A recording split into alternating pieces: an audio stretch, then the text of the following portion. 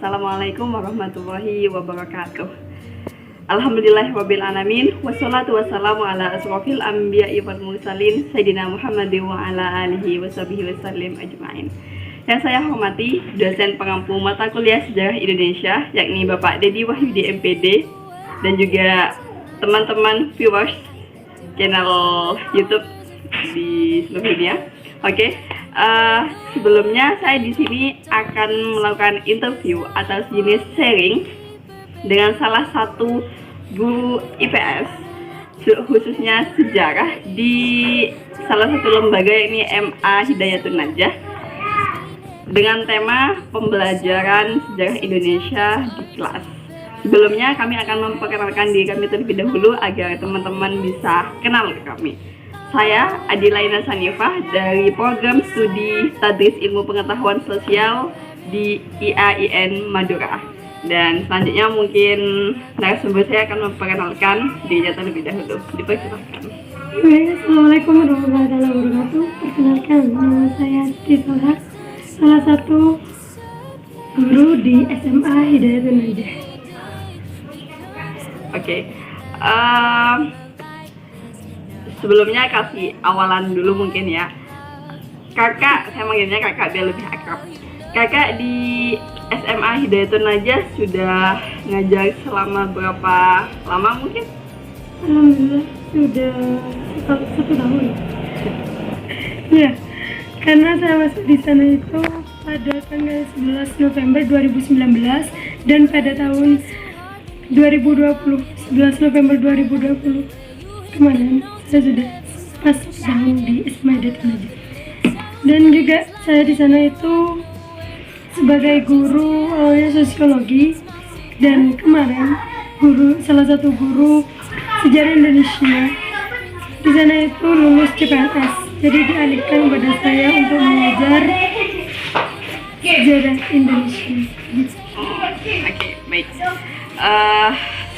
Untuk metode apa yang kakak gunakan dalam pembelajaran sejarah Indonesia di kelas? Iya, untuk metodenya saya menggunakan metode scientific learning disesuaikan dengan kurikulum 2013.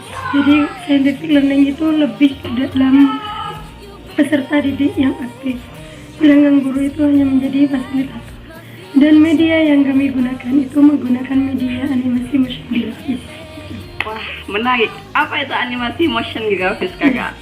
Animasi motion grafis itu bukan salah satu media yang bisa membawa mereka generasi emas intinya untuk melakukan yang namanya inovasi pembelajaran. Jadi di dalam animasi motion grafis di situ banyak sekali hal unik ataupun hal yang sangat berinovasi di masa generasi 4.0. Apalagi sekarang memasuki generasi Z ya. Generasi Z itu kan sudah bukan lagi generasi yang digital, tapi melebihi bahkan tingkat internasional.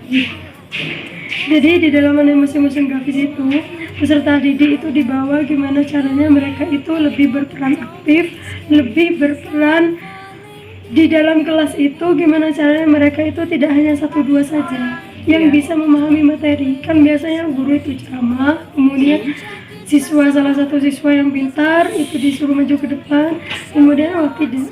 Sekarang itu sudah bukan zamannya gitu. Iya, benar-benar. Jadi gimana caranya untuk kita bisa melakukan peserta didik itu berperan aktif layaknya mereka itu ngajar juga ke kita gitu sebagai fasilitator di dalam kelas. Jadi di siswa itu kita tampilkan animasinya, medianya. Nah, contohnya medianya itu juga bisa diupdate di gadgetnya kita masing-masing. Keren. Jadi simpel ya, Mbak, mudah gitu kan? Iya, mudah sekali. Kemudian bisa juga di laptop ketika kita ngajar. Tetapi kalau ingin men-share materinya kita cukup saja share aplikasi animasi motion grafis. Nah, jadi kita buat terlebih dahulu animasinya, kemudian kita share ke mereka. Jadi mereka nanti yang menjelaskan materi sejarah Indonesia. untuk tampilan dari animasi motion grafisnya itu fitur-fiturnya mungkin itu ada apa aja gitu Kak? Oh iya, saya di sini salah satu animasi yang saya buat Ya. itu ada yang namanya materi strategi pembangunan dan agraris. Nah, Oke. namanya begini. Strategi pembangunan dan agraris di sini kan ada Ya mungkin nanti bisa ditampilkan Nanti bisa di ditampilkan. akhir gitu ya. Kemudian kenapa di sini kita animasinya atau filmnya kami menggunakan ada hewan, kemudian ada sebuah perkotaan, ini menggambarkan pembangunan. Kemudian banyak pepohonan, ini juga menggambarkan tentang agraris. Dan juga di sini ketika kita bisa juga langsung di play. Jadi ini berputar secara otomatis. Boleh juga. Nah, ada juga videonya di sini. Jadi untuk melakukan namanya pembelajaran yang aktif, inovatif itu begini. Dengan cara melakukan animasi motion grafis, dan di sini itu juga kita peserta didik itu bisa cepat tanggap ya. Kenapa? Karena di sini tidak hanya materi teori Iya. saja, tapi juga menggambar, video dan lain sebagainya ada di dalam materi ini. Jadi siswa itu bisa secara langsung melihat gimana sih itu persawahan atau apa kayak gitu kan ya. Jadi hanya disesuaikan dengan sesukaannya kita. Kalau kita mengajarnya tentang agraris, jadi semuanya itu temanya tentang pertanian. Kemudian kalau tentang pembangunan, agrikultur dan juga sejarah. Nah, jadi terlebih ketika dalam kelas, contoh kalau kita mengajarkan di dalam lembaga tersebut ada dua sejarah, Iya. sejarah umum, sejarah Indonesia. Sejarah umum itu lebih meluas hingga internasional, tapi kalau sejarah Indonesia itu hanya memfokuskan inilah sejarah Indonesia gitu. Salah satunya saya itu pernah melakukan pembelajaran. Lah, contoh ketika kita mengajarkan kepada mereka kenapa Indonesia ini merdeka, apa latar belakangnya, kenapa kita ini bisa hidup sampai di titik ini Iya. gitu loh. Jadi gimana caranya kita mengajar ketika kita ingin mereka itu bisa di dalam memahami perkembangan Indonesia dari prasejarah kemudian hingga ke di titik ini kemerdekaan ini. Ya. Jadi kita tampilkan videonya. Ketika kita tampilkan videonya, minggu depannya kita itu melakukan yang namanya tugas, baik itu berbentuk dengan portofolio atau mereka presentasi di depan. Di dalam animasi motion grafis tersebut, kita kan sudah menampilkan yang namanya video. Nah, dari video tersebut minggu depannya mereka harus apa sih isi dari video tadi. Jadi mereka itu salah satu kalau bisa, kalau ada waktu, jadi bisa semuanya menjelaskan tentang sejarah kemerdekaan Indonesia. Kemudian pekan depannya lagi kita tugaskan bentuk portofolio, tuliskan, kemudian ceritakan, boleh diceritakan di depan kelas atau bisa langsung menugaskan portofolio itu di kelas. Jadi memang di situ siswa itu memang diajak untuk berperan aktif gitu Kak. Terus apa ya? Ketika video itu ditampilkan, bagaimana siswa itu bisa menganalisis dan memahami apa sih makna dari isi video atau gambar tadi seperti itu ya Kak. Keren, menarik. Apalagi kalau ngajarnya di SMP kan itu masih terlalu perkembangan. Jadi usia produktif sebenarnya di SMP itu masih memang memang butuh yang namanya inovasi. Kalau sudah SMA apa sih kita bisa browsing di internet, kita bisa ini itulah gitu. Tapi kalau ketika di SMP itu menarik sekali. Contohnya yang tadi, karena yang tadi ini tentang agrikultur, kemudian pembangunan itu menariknya di SMP. Sedangkan kalau di SMA itu juga menarik, asal jangan terlalu banyak teori gitu. Iya. Sejarah perkembangan Indonesia ini begini loh, itu tentang teori terus lah. Itu kan PowerPoint. Iya. Nah, PowerPoint memang yang ditampilkan itu hanya poinnya saja, tapi mereka jenuh. Kayaknya kita ini loh mahasiswa, masa sih kita ini harus dipertemukan dengan teks, harus membaca layaknya kita ini prodi bahasa Indonesia. Benar. Meski layaknya kita ini prodi IPS yang bicaranya tentang teori sejarah, sosiologi, tentang sosial, kemasyarakatan gitu loh. Jadi gimana sih caranya untuk meskipun kita ini prodinya IPS, namun pengembangannya itu layaknya inovasinya itu hingga mencapai titik puncak di generasi Z gitu. Iya. Gimana caranya lah? Saya itu melakukan pembelajaran dengan metode saintifik dan medianya itu menggunakan media animasi motion graphics. Ya. Jadi salah satu produk skripsinya saya itu kemarin saya terapkan kepada siswa, dan juga kemarin juga ada salah satu dosen yang minta aplikasi animasi motion graphics untuk diterapkan di kalangan mahasiswa. Tetap meskipun dosen itu tetap menyarankan, ingat pemakaian animasi motion graphics ini memang kamu yang buat, hanya saja nanti ketika penerapannya jangan terlalu banyak teori. Jadi kita kemas dengan ini loh, gambar sejarah kemerdekaan Indonesia, kemudian ini loh pahlawan-pahlawannya, kita terapkan saja, kita perlihatkan saja gambar-gambar pahlawannya. Kemudian siapa sih yang harus menjelaskan? Peserta didik. Gitu. Jadi memang kita dituntut untuk aktif dan tanpa guru pun mereka itu bisa, insya Allah. Iya, benar. Iya memang, karena jujur saya pribadi juga Kak, kalau belajar sejarah itu kalau hanya sekedar teks panjang, aduh, bacanya aja bikin males, ngelihatnya itu ini apa, kok cuma tulisan-tulisan kayak gitu. Benar, dengan adanya animasi motion graphics itu cukup menaik perhatian siswa ya, untuk minat belajarnya itu semakin besar gitu. Keren. Mungkin selama kakak ngajar gitu, khususnya sejarah Indonesia di kelas, apa ada hambatan atau apa yang bikin ini kayaknya sulit atau gimana seperti itu Kak? Iya, betul. Yang menjadi hambatan itu jika ada salah satu siswa yang tidak paham dan memang itu sudah istilahnya itu sudah jenuh dengan hanya dengan belajar terus. Nah, gimana caranya? Kalau saya sudah menggunakan animasi motion graphics, sudah saya terapkan, ayo nak, besok kalian bawa HP, boleh bawa HP, tapi dengan cara ibu akan men-share animasi motion graphicsnya. Oke bu, gitulah. Dengan cara itu mereka itu menarik. Nah, oke. Setelah animasi motion graphics itu di-share, minggu depannya kalau mereka sudah jenuh, kita bisa terapkan pembelajaran di luar. Kita lihat lingkungan sekitar, kemudian kita analisis lingkungan sekitar. Kenapa sih terbentuknya SMA Hidayatun Najah ini? Apa sih latar belakangnya? Ya kan itu juga menganalisis sejarah gitu. Tapi sejarah yang lokal gitu.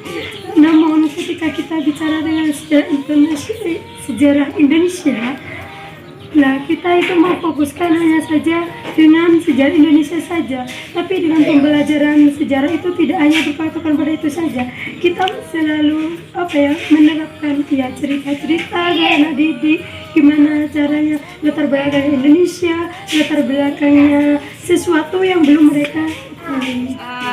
Pertanyaan selanjutnya, apa sih Kak motivasi kakak kok atau inspirasinya kakak kok bisa gitu dapetin program animasi motion graphics untuk pembelajaran sejarah Indonesia di kelas kayak gitu?